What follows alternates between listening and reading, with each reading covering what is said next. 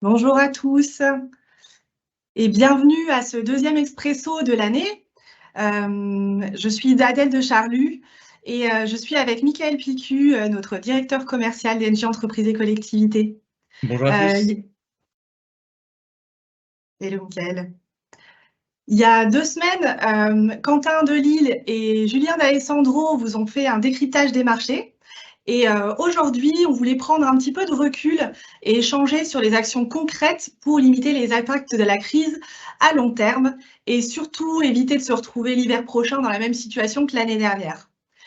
Avant ça, j'avais envie de revenir sur cette notion de crise, puisque la crise, elle n'a pas vraiment commencé qu'en 2022. On est passé d'une crise à l'autre. Il y a eu d'abord la crise sanitaire, la crise géopolitique ou encore aujourd'hui énergétique. En 2022, il y a eu le début de la guerre en Ukraine, les risques sur l'approvisionnement, les tensions sur la disponibilité du nucléaire. Aujourd'hui, finalement, les prix sont certes plus élevés qu'en 2020-2021, mais ils sont quand même tout de même moins élevés qu'en 2022. Du coup, finalement, Michael, est-ce que selon toi, on peut toujours parler de crise? Alors, effectivement, on a vécu des moments assez complexes et assez inédits sur les dernières années sur le monde de l'énergie. Est-ce qu'aujourd'hui, on peut encore parler de crise? Je suis pas sûr. Je pense qu'il faut se dire que on a vécu des vraies crises. Une crise, on peut dire, c'est une forte volatilité, un pic de prix. C'est ce qu'on a connu fin 2021, c'est ce qu'on a connu tout au long de l'année 2022 jusqu'au mois d'août avec le pic de la fin août, début septembre. Aujourd'hui, en fait, je pense qu'il faut qu'on appréhende le marché de l'énergie d'une manière différente. On est entré dans un nouveau monde de l'énergie. C'est pas une succession de crises, c'est simplement qu'on est sur un monde qui est désormais beaucoup plus volatile, beaucoup plus complexe. Et donc, finalement, je pense pas qu'on puisse se dire que là, aujourd'hui, début 2023, nous sommes en crise de l'énergie. Les prix sont toujours très hauts par rapport à ce qu'on a connu sur les 10 dernières années. Mais je pense que c'est vraiment une nouvelle manière d'appréhender le monde de l'énergie qui s'ouvre à nous. Et c'est pour ça aujourd'hui qu'on doit être très présent auprès de l'ensemble de nos clients pour justement décrypter, apporter un maximum d'informations sur ce nouveau monde de l'énergie. Et justement, est-ce que tu pourrais nous expliquer comment ce contexte a modifié les schémas de décision et surtout la prise de décision? Alors, effectivement, pendant de nombreuses années, pour un très grand nombre de nos clients, renégocier le contrat d'énergie, ça se passait quelques jours, quelques mois, quelques semaines avant l'échéance contractuelle. Et c'était souvent toujours la même personne qui pouvait renouveler le contrat. Les variations, finalement, n'étaient que de l'ordre de quelques centimes, une dizaine de centimes ou euros du mégawattheure. Aujourd'hui, on voit que effectivement, c'est devenu un sujet central d'une entreprise, d'une collectivité. Ça va engager bien évidemment l'entreprise d'un point de vue financier, sur une durée contractuelle avec un prix, mais c'est également beaucoup plus vaste que ça. On va avoir toute la partie projection de consommation qui va être de plus en plus importante. Je pense qu'on y reviendra un petit peu après. Donc ça va engager la direction technique, la production. Ça va engager aussi en termes de démarche carbone, toute la direction RSE, s'il y en a une, en tout cas cet écosystème de baisse de consommation et d'impact carbone. Et donc aujourd'hui, on voit que prendre une décision en électricité ou en gaz sur un nouveau contrat d'énergie, c'est vraiment engager son entreprise avec un partenaire qui est le fournisseur d'énergie.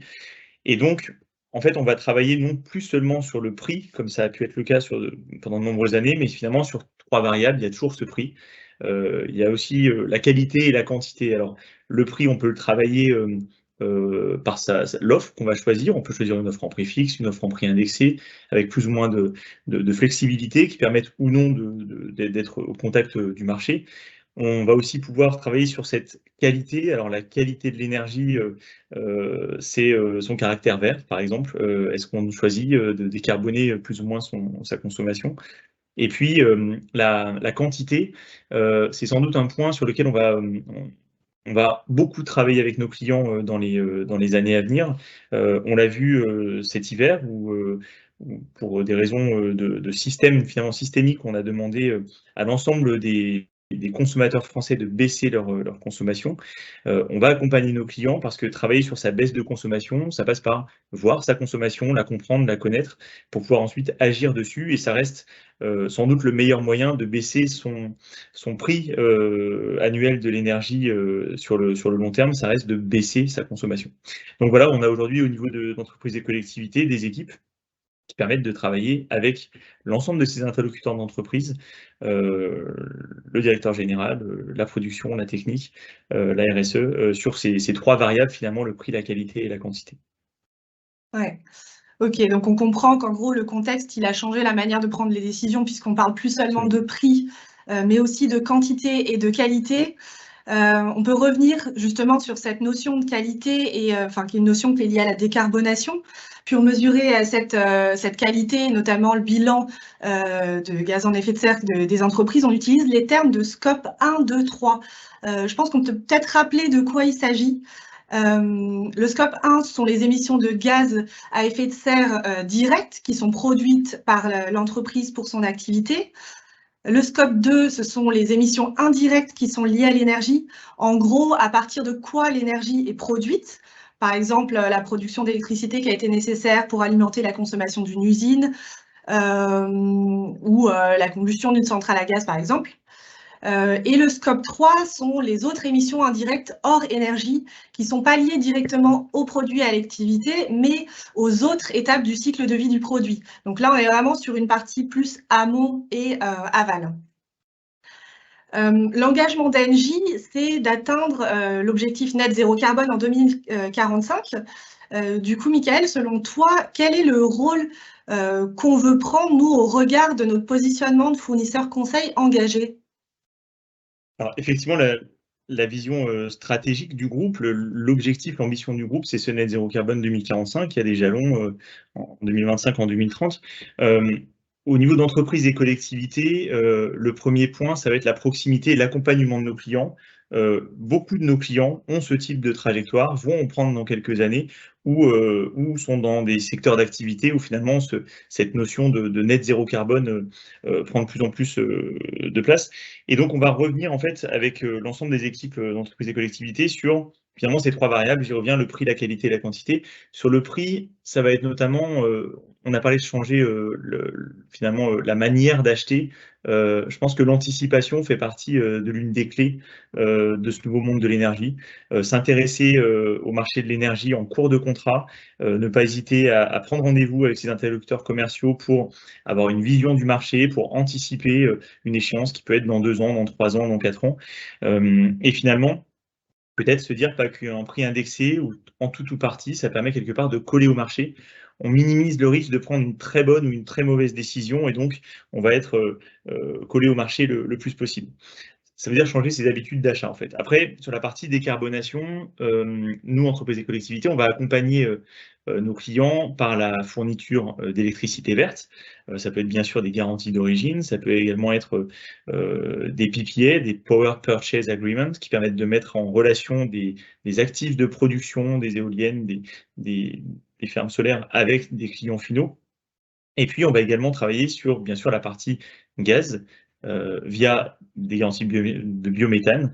Engie est le premier producteur de biométhane en France. On travaille avec 550 producteurs partenaires et donc vraiment, on va accompagner nos clients dans la décarbonation, dans la qualité finalement de leur énergie. Et puis le dernier point, c'est ce qu'on peut appeler communément l'energy management. Alors l'energy management, c'est quoi? C'est avoir la capacité de visualiser sa consommation. Aujourd'hui, on a mis en place, cet hiver une plateforme de consommation qui a permis, à plusieurs dizaines de milliers de sites, vraiment de visualiser une consommation précise pour pouvoir prendre des actions.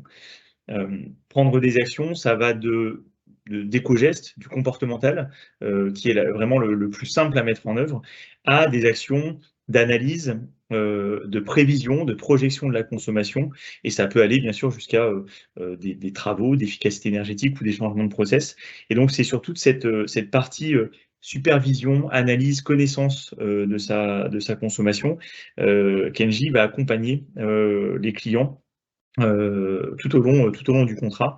Donc c'est vraiment, je pense qu'il faut vraiment avoir en tête que les interlocuteurs NJ sont là pour travailler avec vous sur ces 3 grandes notions. C'est vrai que c'est aussi ce nouveau paradigme du monde de l'énergie. Il n'y a plus que le prix que l'on va travailler sur un contrat d'énergie.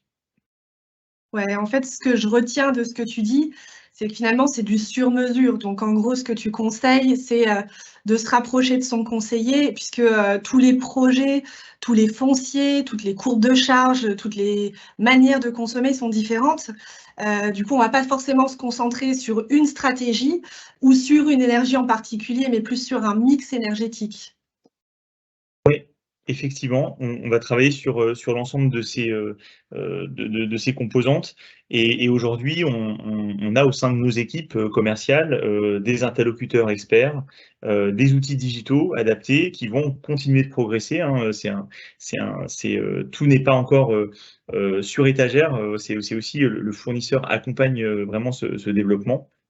Et donc, moi, si j'avais vraiment un message à faire passer à l'ensemble des collectivités et des clients qui nous regardent, c'est de ne pas hésiter à contacter son interlocuteur commercial pour évoquer tous ces sujets. Nous allons bien sûr revenir avec vous si vous avez une échéance contractuelle prochaine, mais vraiment accompagnez-vous du fournisseur pour travailler sur tous ces sujets. Merci beaucoup, Michael. On arrive à la fin de cet expresso. Il nous reste encore quelques minutes pour regarder un peu les questions. On voit qu'on a pas mal de questions dans le chat. On a notamment des questions sur les aides. Peut-être que ce qu'on vous propose, vu que ce n'est pas spécifiquement le sujet du jour, c'est de regarder dans le chat, puisque on va vous mettre les bons liens, notamment un lien vers les outils qui vous permettent de savoir à quelles aides vous êtes éligible, donc avec un simulateur ou avec un article dédié. Voilà pour les questions. On avait aussi une question sur les plateformes de supervision. Vivi, est-ce que tu peux nous en dire un petit peu plus, revenir en détail ce que c'est et Oui, alors effectivement, on a aujourd'hui mis en place une plateforme qui permet à chaque client, alors, de visualiser sa courbe de charge, son électricité, sa consommation. On peut le faire par site, on peut le faire de manière, agrégée et donc l'idée, ça va réellement être, d'analyser cette courbe. Alors il y a une première vision qui est très, graphique, hein, qui est une simple lecture et puis on va aussi travailler par algorithmie pour projeter des déviations de consommation, des déviations de volume.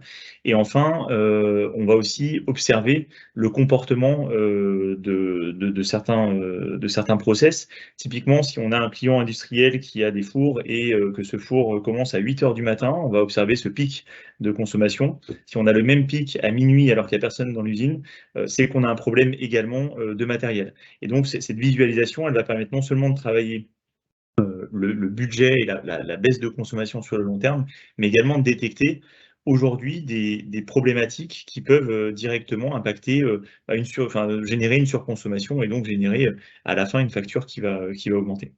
Donc je pense qu'on reviendra vers vous, on a beaucoup de choses aussi dans les cartons sur ces sujets-là, en termes de digitalisation.